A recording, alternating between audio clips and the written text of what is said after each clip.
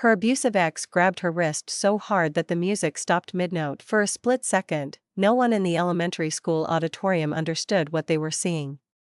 The stage lights still glowed pink and gold. Children in glittery costumes froze in place. Parents held up their phones, confused smiles fading into silence, and in the front row, a quiet man in a dark gray suit slowly stood up. He reached into his pocket, but before anyone could guess what he was about to pull out, the past came crashing back into her life. Lena Morales had promised herself she would never let fear control her again. It had taken 2 years to rebuild what her ex-husband, Travis Cole, had shattered. 2 years of therapy sessions. 2 years of looking over her shoulder in grocery store parking lots.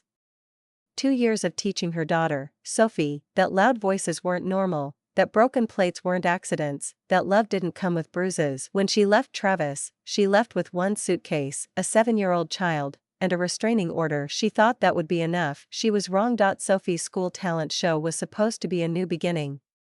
It was the first time Lena had allowed herself to relax in a public space. She wore a soft blue dress Sophie had picked out. She had even laughed with another mom while waiting for the curtain to rise. Sophie had practiced for weeks, a simple piano piece. Nothing dramatic. But to Lena, it sounded like victory. Every note her daughter played was proof they had survived. The auditorium buzzed with excitement. Folding chairs scraped against the floor. Teachers rushed around backstage. Lena didn't see Travis until it was too late. He stepped out from the side aisle like a shadow that refused to stay buried. Taller than she remembered. Thinner.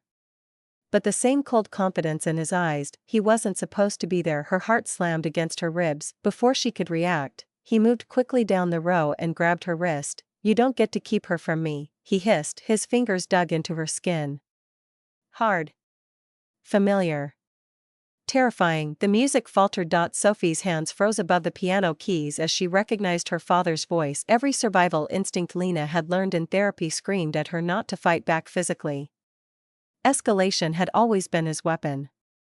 But her daughter was on that stage. "Let me go," she said, her voice shaking but loud enough to carry. Some parents turned their heads. Others whispered. Travis tightened his grip, and that was when the quiet man in the gray suit stood up. No one had paid attention to him earlier. He had arrived alone, sat in the front row, hands folded neatly in his lap. He didn't clap loudly. Didn't speak to anyone. He simply observed. Now he stepped forward with calm, deliberate movements. He reached into his pocket. Lena's mind raced. Was he calling security? Pulling out a phone? Travis glanced at him with irritation. "Mind your business." The man didn't respond verbally.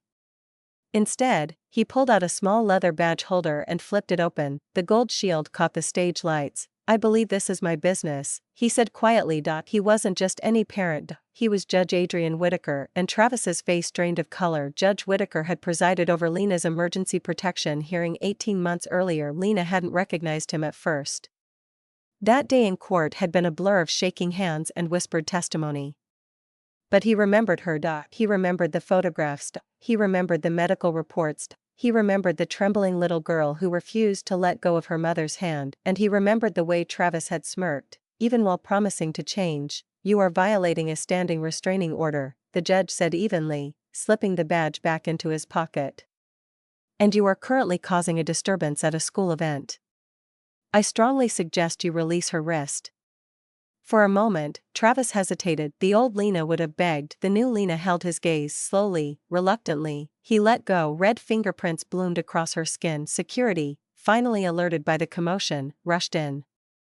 The principal followed close behind. Horrified, Judge Whitaker stepped aside but did not sit down. He remained standing until Travis was escorted out of the building. Only then did Lena's knees start to shake. Sophie was crying silently at the piano. Lena forced herself to walk to the stage. Each step felt like walking through water. She climbed the small stairs and knelt beside her daughter. "It's okay," she whispered. "You're safe." Sophie looked toward the doors where her father had disappeared. "Is he coming back?" Lena swallowed hard. "No," she said, her voice steady for the first time. "Not this time." The audience began clapping softly. Encouragingly, Sophie wiped her tears and placed her fingers back on the keys, and she played. The music wasn't perfect. A few notes trembled. But she finished, and when the final chord echoed through the auditorium, the applause was thunderous. In the weeks that followed, Lena expected backlash. Travis had always retaliated when he felt humiliated, but something was different now. Judge Whitaker personally ensured that the violation was documented.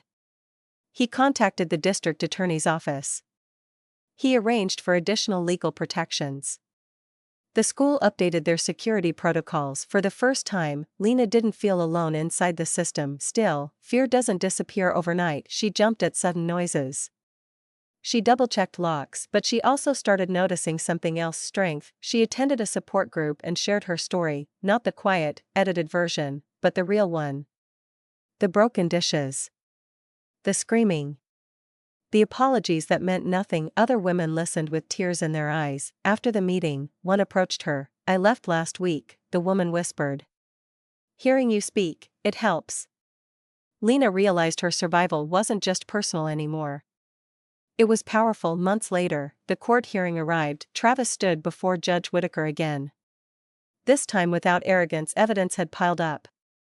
Witness statements from the school. Security footage. The clear violation of the restraining order. The judge's voice remained calm as he issued stricter conditions, mandatory counseling, and consequences for any further contact. "This courtroom," he said firmly, "is not a revolving door for repeated harm. The safety of this family is non-negotiable." Lena felt something shift inside her. Closure, not because justice erases trauma. It doesn't, but because accountability matters. A year passed. Sophie turned 9. Her next school show, she chose a more challenging piece. Backstage, she squeezed her mother's hand. "What if I mess up?" Lena smiled. "Messing up isn't failing," she said gently. "Giving up is." They both knew she wasn't just talking about music. The auditorium lights dimmed again. This time, there was no shadow in the aisle. No sudden grip on her wrist, only anticipation. Sophie played beautifully, and in the front row, among dozens of proud parents, sat Judge Whitaker once more, invited this time. After the performance, he approached them. "You did well," he told Sophie. She grinned. "I wasn't scared this time." He nodded thoughtfully. Courage isn't the absence of fear. It's choosing to stand anyway. Lena felt tears prick her eyes. "Thank you," she said quietly. He shook his head. "You stood up long before I did." The real power that night hadn't been the badge pulled from his pocket. It had been Lena's refusal to shrink. Abuse thrives in silence. It feeds on isolation. It convinces its victims they are small, powerless, alone. But one woman's voice, shaking but firm, can disrupt that cycle. One child finishing a song despite tears can echo louder than any threat. And sometimes, justice doesn't arrive with sirens. Sometimes it stands up quietly from the front row and reminds everyone watching that fear does not get the final word. Lena would always carry scars, but she also carried proof. You can walk out of darkness, you can rebuild, and when someone tries to drag you back into the past, you can stand your ground, even if your hands are shaking, because strength isn't loud. Sometimes, it's simply refusing to let go of the future you fought to protect.